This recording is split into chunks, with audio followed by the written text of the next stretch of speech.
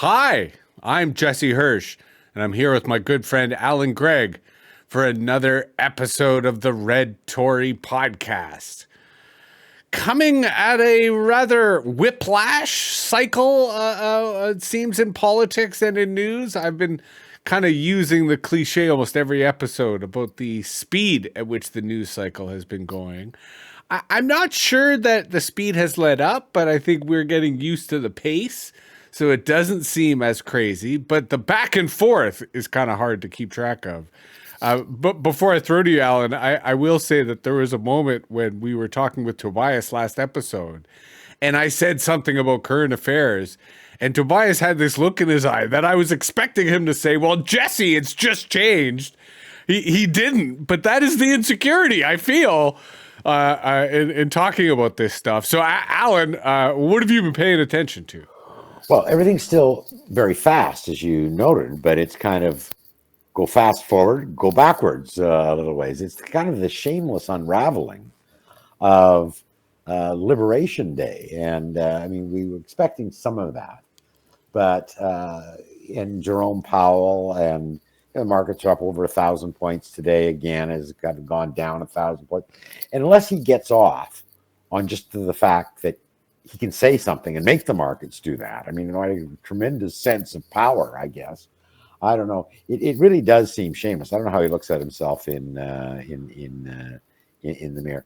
And again, trying to think a little bit beyond April 28th in terms of the election, in terms of what that might hold for Canada as well, has been occupying some of my thoughts. So, staying fairly close to home.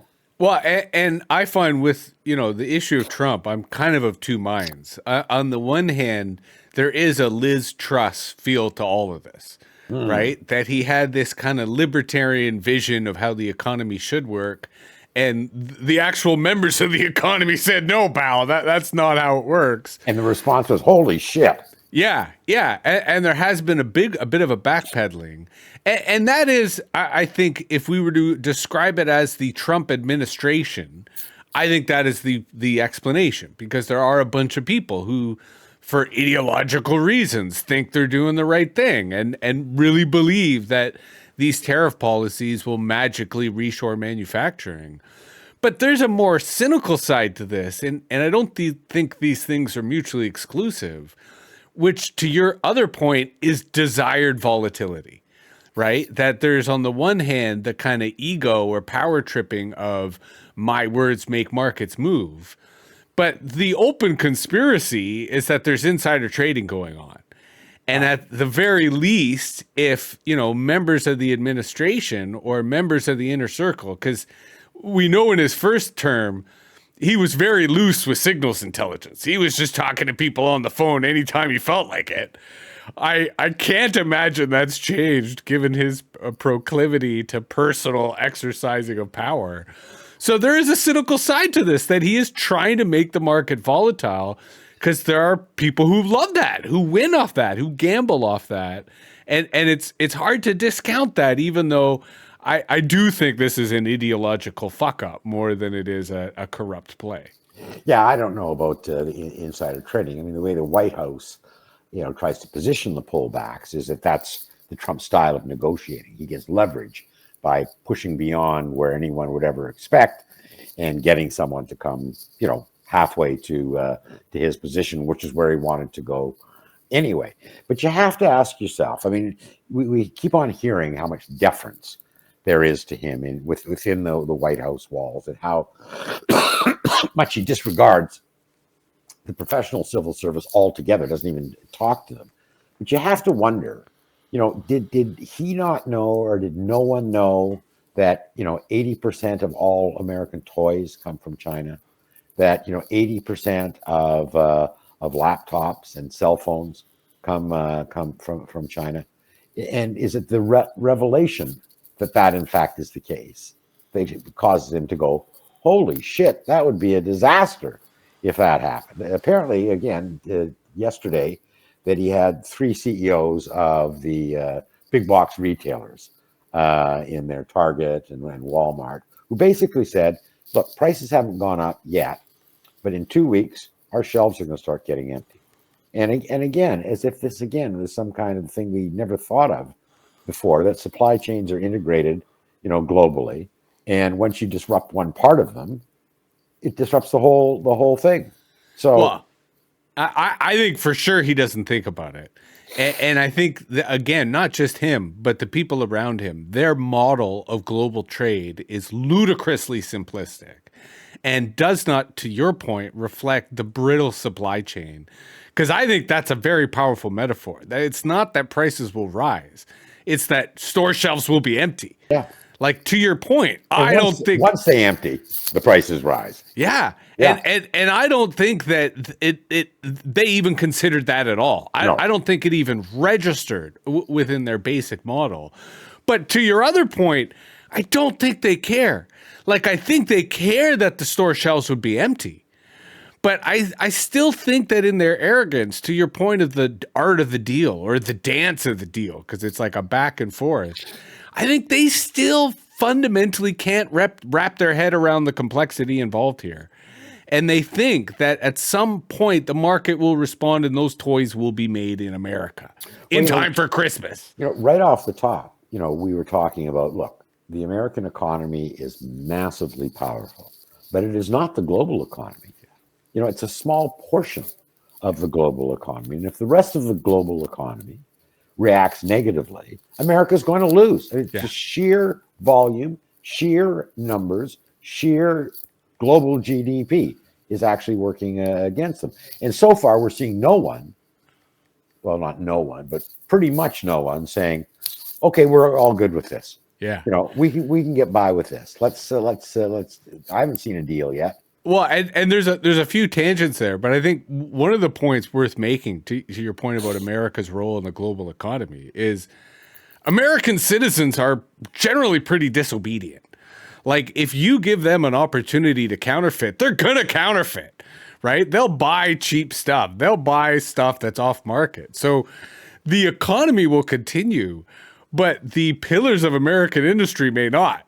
Because it will be the cheap Chinese companies that have successfully found ways around, American controls that'll capitalize on this collapse. I still think that the core vision of this ideology, that they can reshore American manufacturing, is delusional. And from that, most of their decisions are delusional.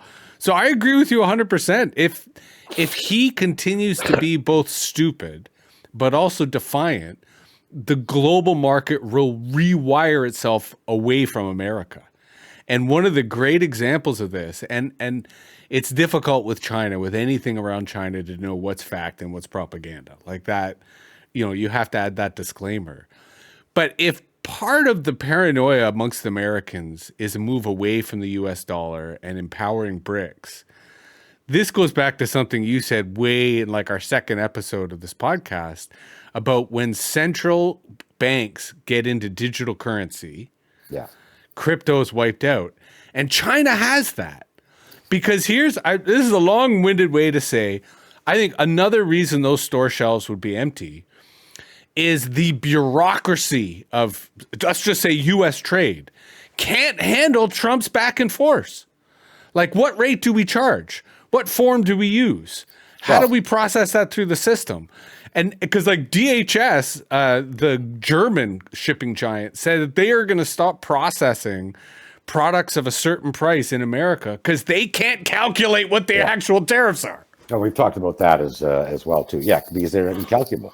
Yeah. Not only are they uncertain, and you wouldn't want to price them in given the price of being wrong, but even if you could try to get it right, you can't get it right because it's just not there.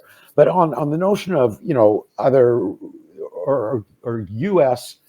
bilateral relations starting to unravel. I mean, I've been thinking again about after April 28th in the Canadian election, and working on the assumption that Mark Carney does win. I mean, what he has said that he has to use, in his own words, overwhelming force. And again, he's not saying it this bluntly, but this is the art of negotiation as well. The only way you can really truly negotiate from strength is if it's clear to the person who's on the other side of the table that you were prepared to walk away from the deal. So before he sits down to renegotiate the USMC agreement or even to have a conversation, he's going to take the time to have a plan that is that for Canada's economy that is significantly less dependent on America, much more diversified to other markets, and much more self-sufficient domestically. And he's going to take his time to do that. There's no rush otherwise. So there's just a sample of one of what's going on. And Canada is just a little dipshit country. But you get the EU getting their shit together in that regard with an economy the same size as the United States. And he's in trouble. Yeah. Although this is where, the Canadian election is particularly important because not everyone's going to get a Mark Carney. And I don't mean that from a competence perspective. I mean that from he's going to have a clear ideological mandate. Yeah. He will be able to, if we assume that he'll have a majority, he will be able to ignore the Conservatives as kind of, the loony opposition. Because I suspect they will become a kind of loony opposition unless they get a new leader. And I don't know if all of Europe has that luxury because of the rising right there. Right. And because of the way in which, the Elon Musks of the world and other American interests are deliberately messing with that. I've been listening, for example, to podcasts around Ukraine and the conflict in Ukraine and how that is dividing Europe. Even though there's a certain united rhetoric, there is a rising right, and they are conscious of that rising right due to the multi-tiered nature of European democracy. But here's my question, and I still want to stay on the global. I don't want to get too deep into Canada, but this is a very Canadian question. Will Mark Carney entertain China? Because that's the trump card to Trump, and I don't mean brazenly, but if China is the enemy of your enemy, if China is the taboo partner, China's already increased their buying of Canadian commodities. Like it is already having a positive effect as China starts with stuff that they can only get from either us or America. They're coming to us. How dangerous is that politically, and or how strategic is that, to your point, from a negotiating perspective? Well, I think it's very strategic. I mean, if you want to demonstrate that overwhelming force, and if China is truly important, and us having some kind of alignment with America on tariffs to China to ensure that Canada doesn't become the back door for China, Carney has to be able to put on the table. And if you and I can't get a deal, I got one here with China right now. Yeah. Yeah. So choose. Yeah. You're either going to improve my deal that you're offering right now, or I'm going to walk away, smell you later, and we'll deal with China. We forget because the relations deteriorated so much in the last decade. But one of Justin Trudeau's first initiatives was to say that we need a deal. Yeah. With China. I mean, it was his father who talked about the third option, being a significant pivot to Asia and a significant less reliance on America. So I almost could guarantee that would be part of the negotiating equations from both sides, and that Carney would be really well advised, rather than going in there and saying we can do a deal is saying, I got to deal with China. Yeah. So let's see if we can do a better one. So again, I kind of feel like I'm being dragged into the domestic side, so it may happen naturally. Don't. But what role, and because this is not so much a domestic question, because this is a continental question, what role does the auto industry play in complicating those arrangements? Because I have to assume that the Canadian auto industry is in crisis mode, and that if they started to hear that the Canadian government was negotiating with China, they would feel doubly anxious. Again, where do you think that plays? Because they are, especially here in Southern Ontario, they're a massive political player. And listen, North American car industry was in crisis before this. I mean, General Motors doesn't make a passenger vehicle anymore, and Stellantis and Ford hardly do at all because they just can't compete against the European and the Asian markets. I mean, they're so far behind on, and now cutting back on EVs. General Motors just wrote off $5 billion, saying because they said this is the demand, outstrips the supply right now. That sorry, the way around. Yeah, We produce more vehicles than we have buyers out there. So it's precarious in the best of times, and with it's also far and away the most multinationally integrated supply chain. I mean, none of the European vehicles, the Chinese vehicles, they obviously are offshoring all kinds of specific things, but not the integrated. So that if I wanted to build a finished vehicle, it's literally got to go over the border, 7 to 9 times Canada and the United States. Yet, as you point out, not only a huge employer in places like southwestern Ontario, but also very, very important in key states in the United States. And again, that blue collar worker and that unionized worker, I mean, we saw them at the Republican convention, is hugely important to the new conservative base, that they're able to hold those blue collar workers and position the Democrats as effete snobs that aren't interested in them. And where we're, I keep thinking of the Donald Trump Liz Truss connection, where we're kind of dismissive of the brain trusts and to use my language, the simplistic model in the Trump administration. I assume that there's some smart people in governors' offices in the states that we're talking about, that if Canada really does play a hard line with America in terms of trade, I'm assuming there's some senators and governors, in particular Republicans, who are going to understand the consequences for them and for their economies, for their constituents. And they're going to be another pressure force, for sure, both within the party and directly on the White House. And we've also talked, that the so-called Team Canada has been highly effective in reaching those governors and reaching those senators in off-state kind of areas. So, Rob Canoe actually knows the governor of Montana, or has a relationship with them and can pick up the telephone, and they listen, because again, a lot of those states, I can't remember what the exact number are, that Canada is their principal importer of goods. Yeah. And the extent to which that would, tourism already is having a negative impact on massive. A lot of those states. The other thing I want to briefly get into before we focus on Canada is, I keep looking at some of the stupid decisions that's being made by Doge, by ICE. I started looking at some more of the details of some of the deportation decisions and how some of them are just wrong, like stupidly wrong. And part of me started wondering, okay, is this an algorithm issue, right? Are they in gutting the civil service and trying to make these decisions? Are they relying on AI? But I think it's even worse. I think this is like that classic garbage in, garbage out problem, that their data sucks, that the data that they've been collecting. And so I raise this from a kind of research perspective. We started this by saying, these guys, do they understand what they're doing? Do they understand the complexities of global trade? And you said something that I want to circle back to, which is their disdain of the civil service and their disdain of civil servants.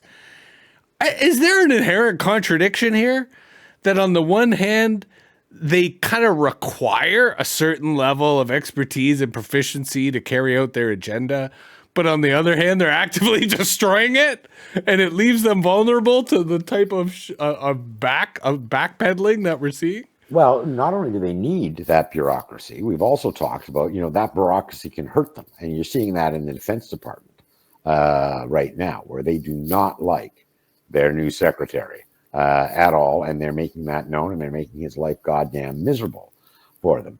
It's a tough issue for the Democrats. And I know that sounds like kind of a non sequitur, but because virtually everyone, regardless of political stripe, would like to see government more efficient, would like to see government less wasteful. They would like to see fewer illegal immigrants in America. So they actually embrace the goals of Doge and a lot of these deportation orders. Bill Clinton was hugely successful as a Democrat in 1993 in that period by basically embracing Republican goals and vilifying their means. And I think exactly what you're talking about is that we all want to do this. We all want governments to be more efficient. We also want to make sure that all of the new Americans who come to our shores are legal and productive and significant members of our communities. But these knuckleheads don't know how to do it. And they don't know how to do it because they're, pursuing grievances rather than pursuing good public policy.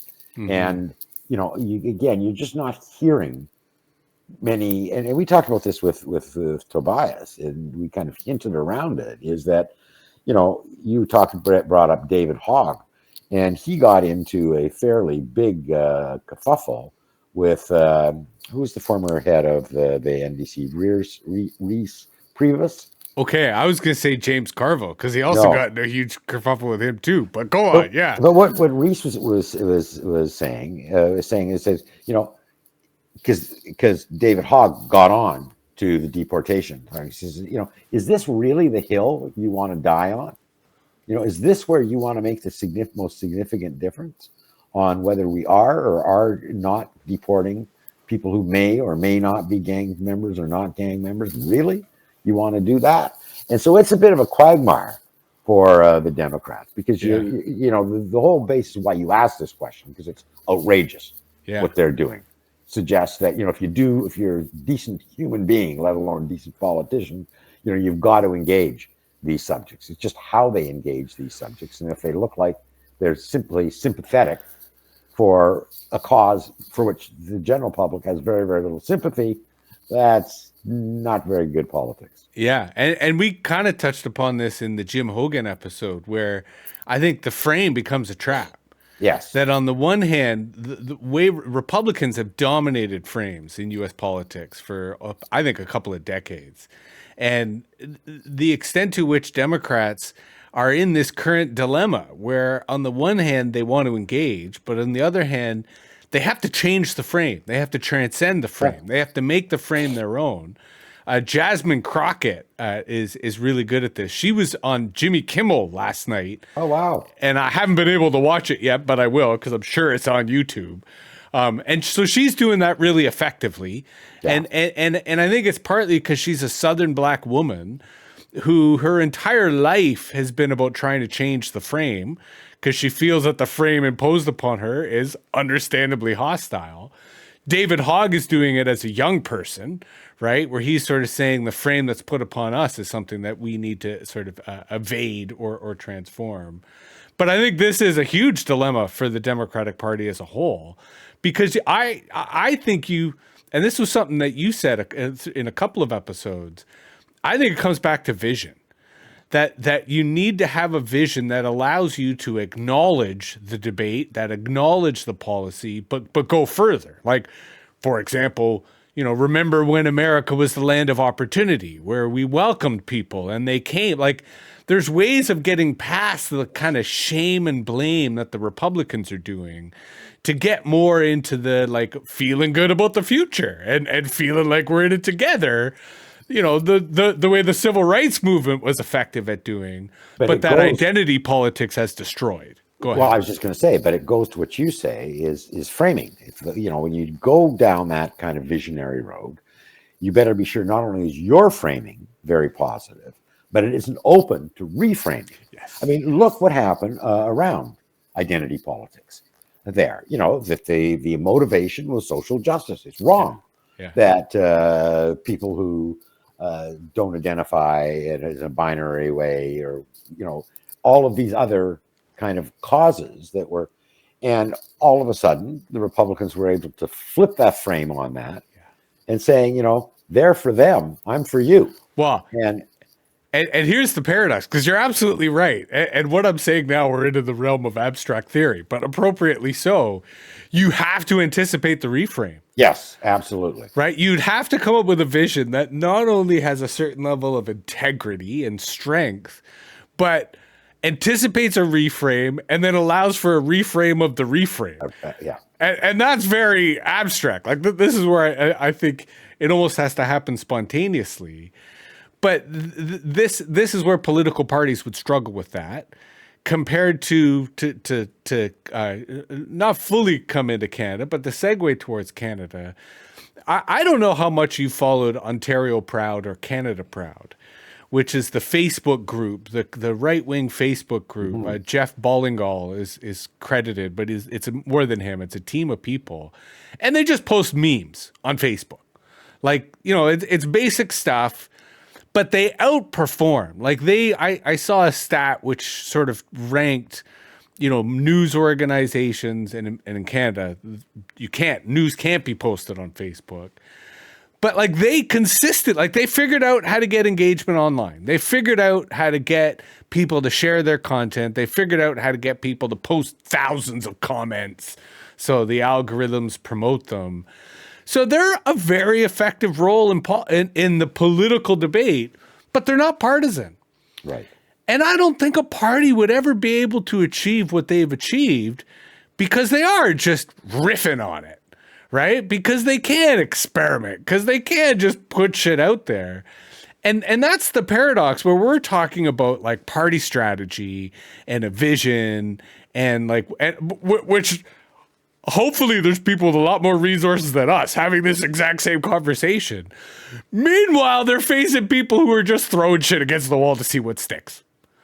Right? And that tends to be the successful model, which is a paradox. Sorry, go ahead. But that's very interesting that you raise that, because the reason the political parties don't is because they take themselves serious and they're very centralized. Yes. I mean, what this suggests, is to the point that you're making, is if that throwing shit against the wall is a very effective means of getting a message to a broader community, and the traditional political parties are not doing it, what you're going to do is find more and more and more third parties like Ontario Proud, who are almost surrogates for the political parties, who, because they take themselves seriously and are very centralized, wouldn't go that route themselves, but probably on a nudge, nudge, wink, wink, would endorse going down that route. That can't be healthy for politics and democracy either. No.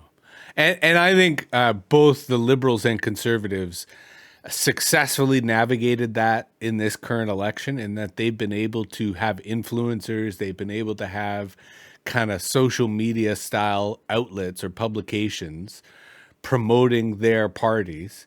The NDP has failed spectacularly at that, scandalously so. My French is not such that I'm not sure if the Bloc has employed a similar influencer strategy or not, or whether it made a difference. But I'll keep an eye out on research that after the fact tries to measure or quantify that activity. In the United States, on the other hand, it is remarkable how everything we've been talking about so far is from the perspective of the two of us as news consumers, versus I think a big chunk of that Trump base is Joe Rogan, is the kind of manosphere in terms of the guy blogosphere and the guy influencer stuff. And because I'm not going to be consuming that shit, I don't know how much of this chaos is trickling down there. And I think, to go back to your kind of original construction of him, I think that's how he can still look himself in the mirror, because his mirror is really distorted and reflects the kind of, to our larger subtext here, the social media universe, which does foster very insular narratives, which does foster very disconnected narratives. And I think that's maybe where the empty shelves scared him, because that's where you can't deny it anymore. Once it gets material. Well, and once you get, independent voices out there that can't be ignored anymore. And when Jamie Dimon at JP Morgan says something, the press covers it. Yeah. When the three CEOs of the big box companies, call for a meeting and sit down in your office, you can't ignore what they're saying about the shelves. Although where the contrast is the markets listen to that, and the markets move, and the markets change economies. But I still think that there is a core constituency of his that remains absolutely fucking tuned into his message and tuned out to everything else.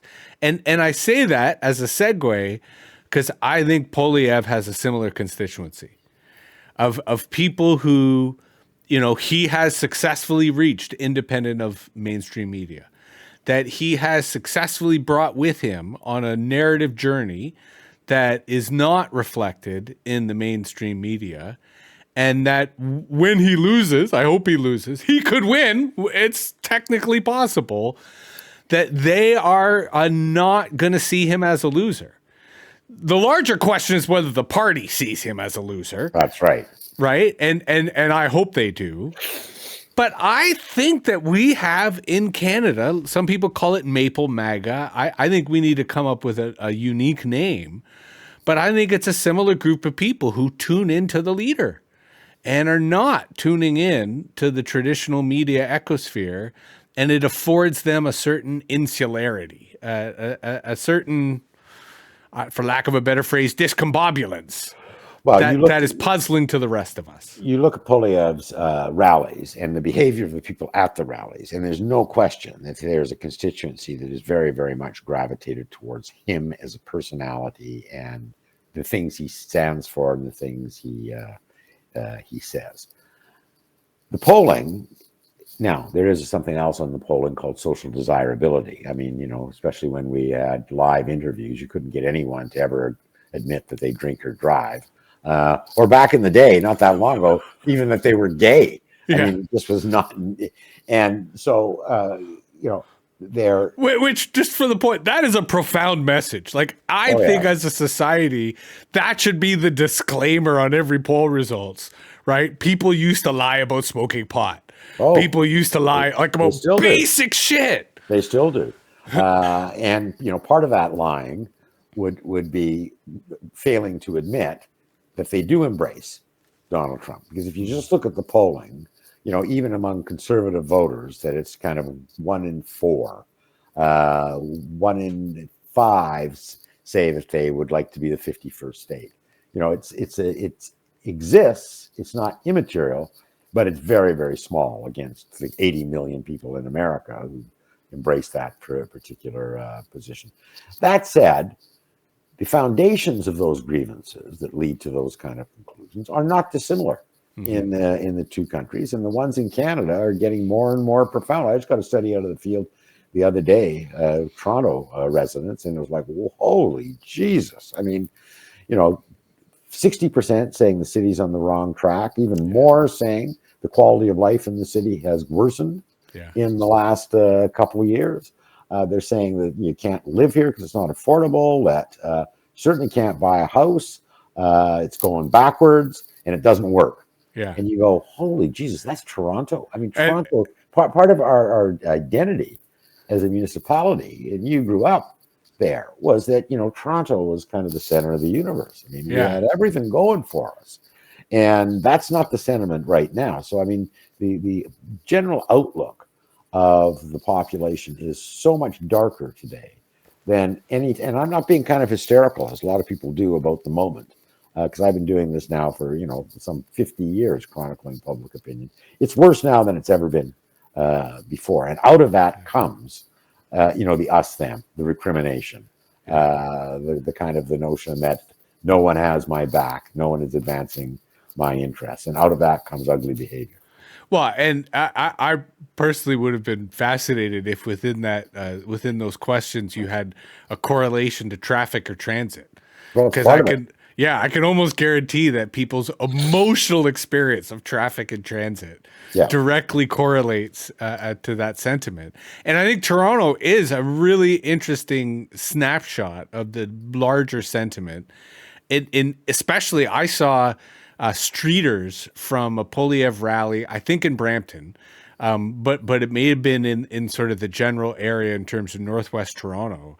And it was a very diverse crowd. Like, this was not your white guys for Poilievre. This was very much reflective of Brampton.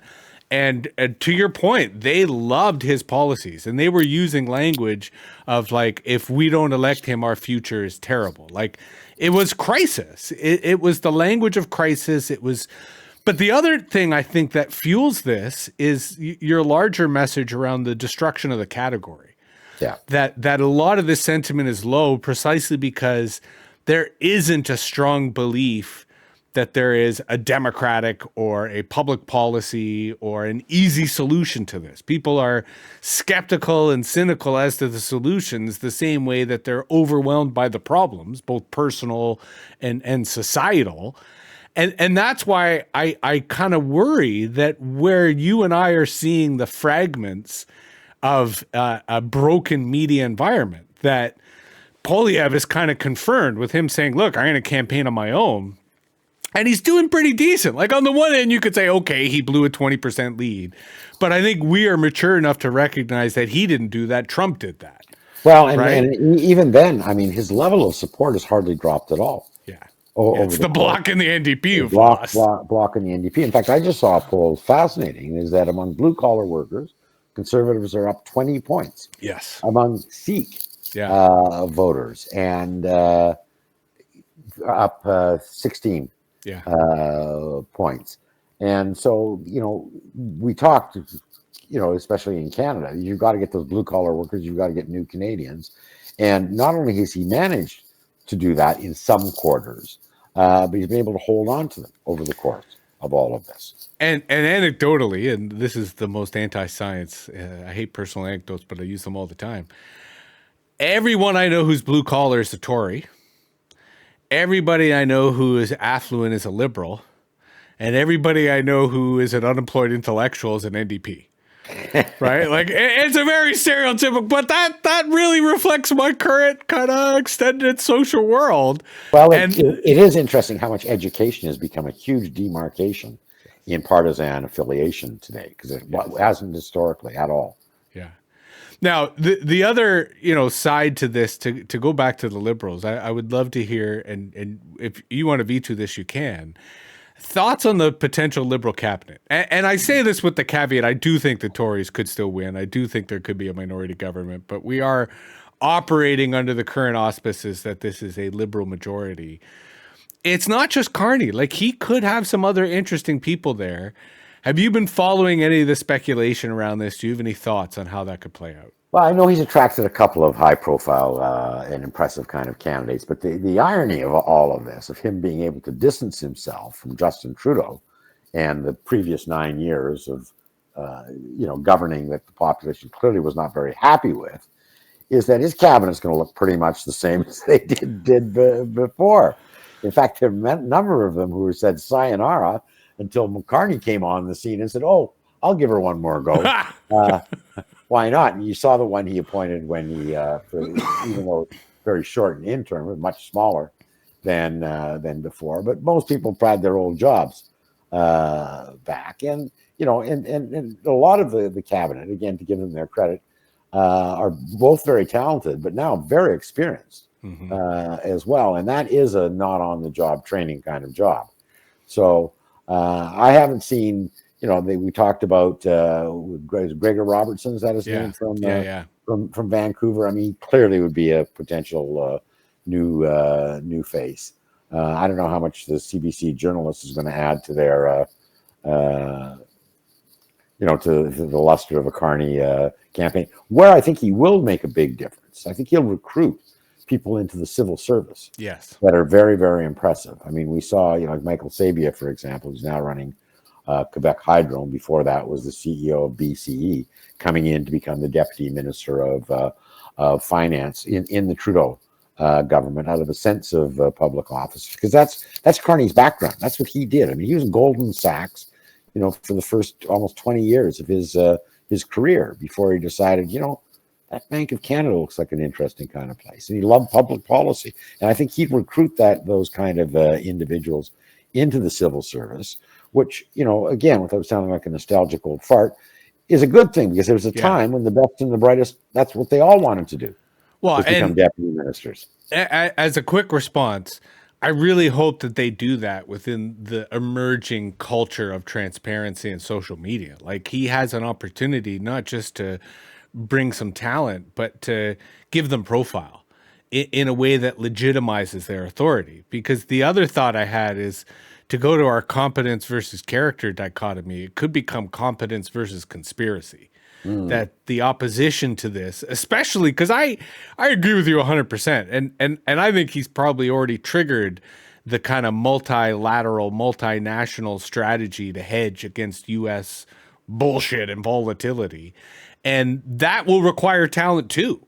Like that will require people who have connections in Europe, in China, in Latin America, because I think that's another a key marketplace.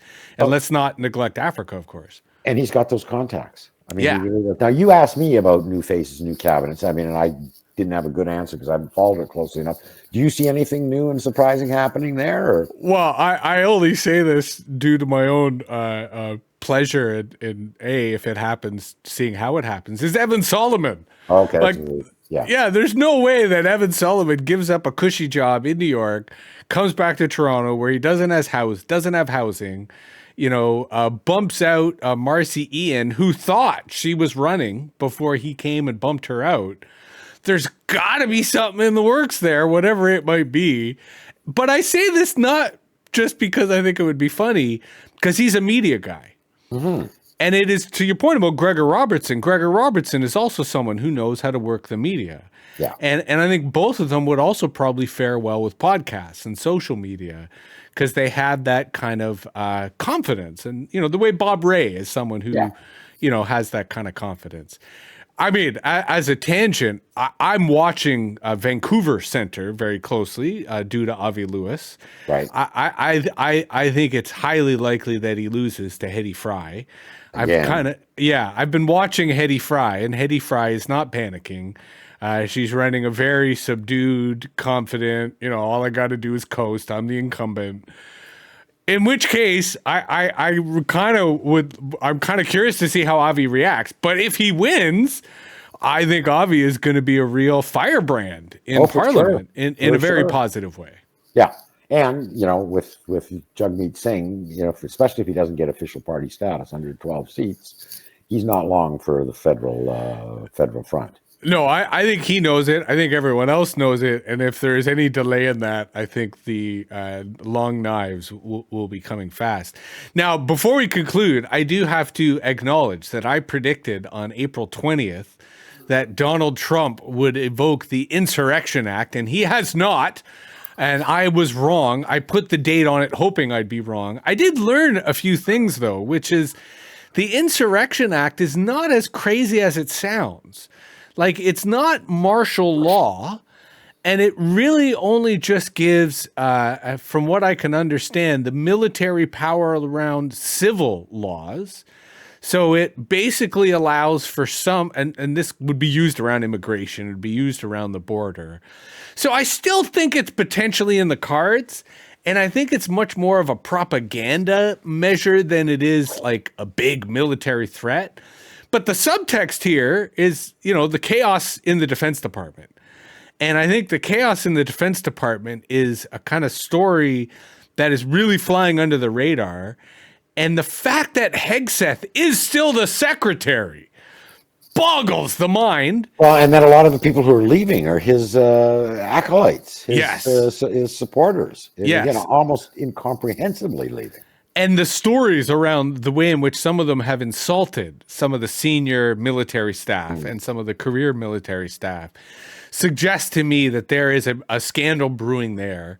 And where previously a lot of people were saying, oh, it's going to be military rule, I think the Trump administration is figuring out pretty quick that the military may not be on their side. Oh, yeah. And that in and of itself is interesting. But another story I want to flag for the future for us to keep an eye on, only because it seems to be growing with fuel and incompetence. But at the same time, I don't know which way it's going to go, is this autism stuff. And the autism registry and the whole campaign that RFK Jr. is doing around autism. And I say this because for the most part, you don't want to fuck with autistic people. Well, like it was so insulting. It's beyond belief. Yeah. We know, much like sexual identity, is that autism is, on a spectrum.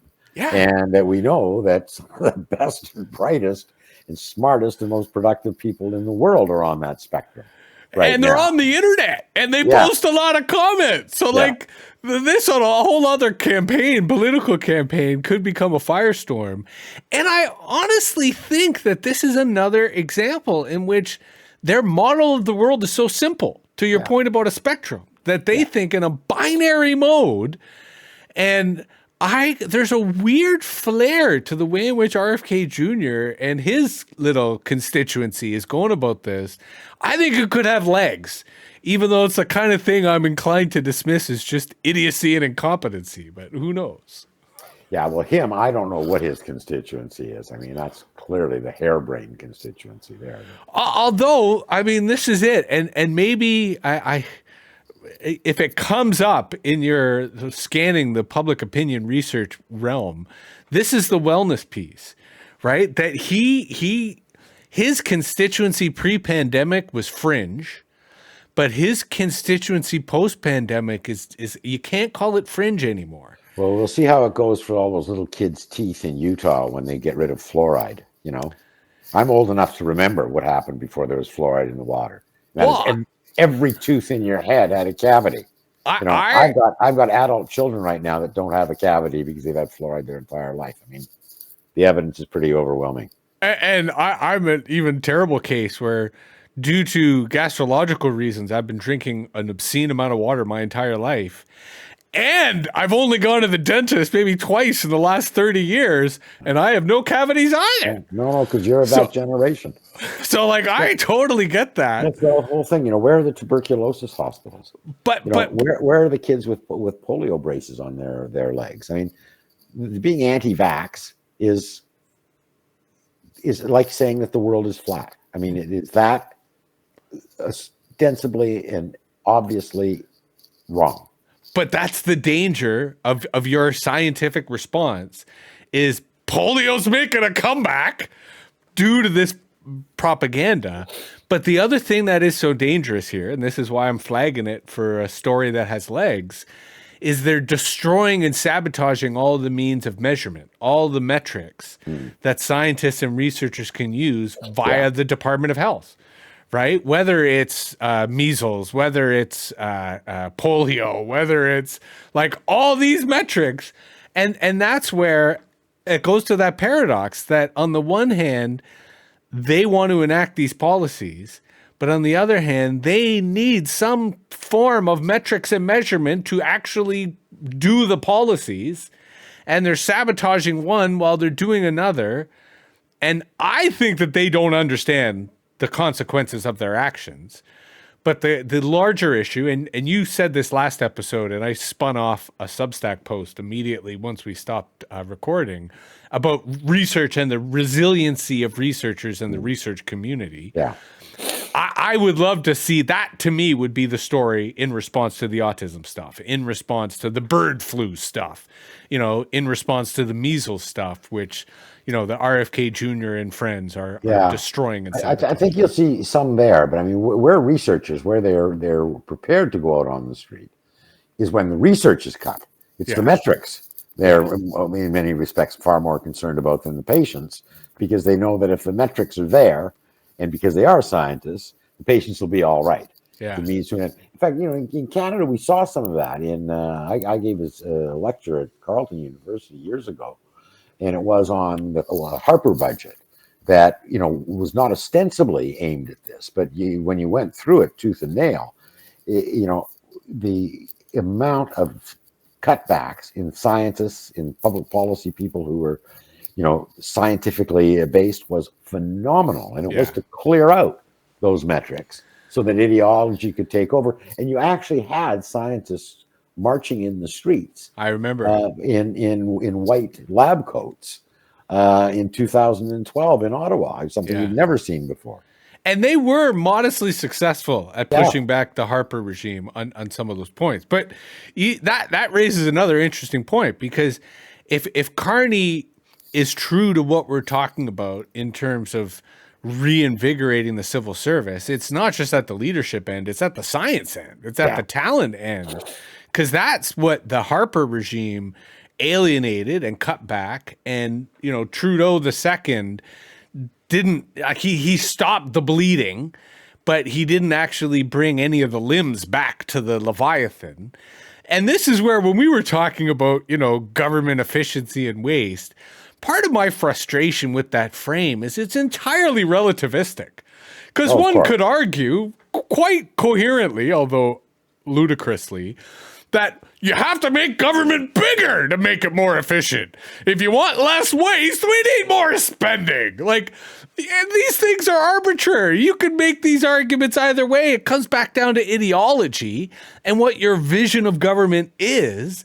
And that's where the libertarians have hijacked the political narrative. Yeah. And I think the left, whatever that means, needs to remind people that government is there for people and that it is not necessarily an enemy, although it can be under the wrong circumstances. Right on. Final thoughts? We got one more episode before Election Day. So, I'm going to be kind of trying to say, look beyond the 28th to the 29th, and we will continue to monitor the chaos that is our news cycle.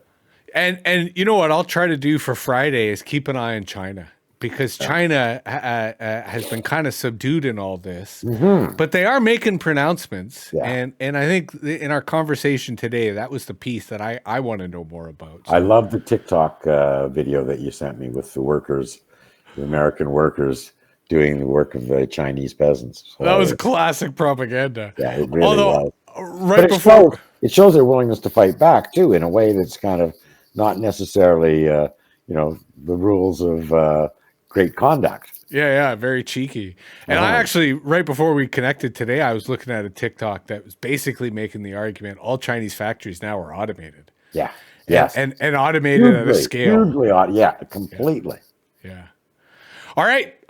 We'll talk again on YouTube, on the audio podcasts. There you go. Crazy world, but Red-Tory's here to cover it. All right. Take care. Take care all.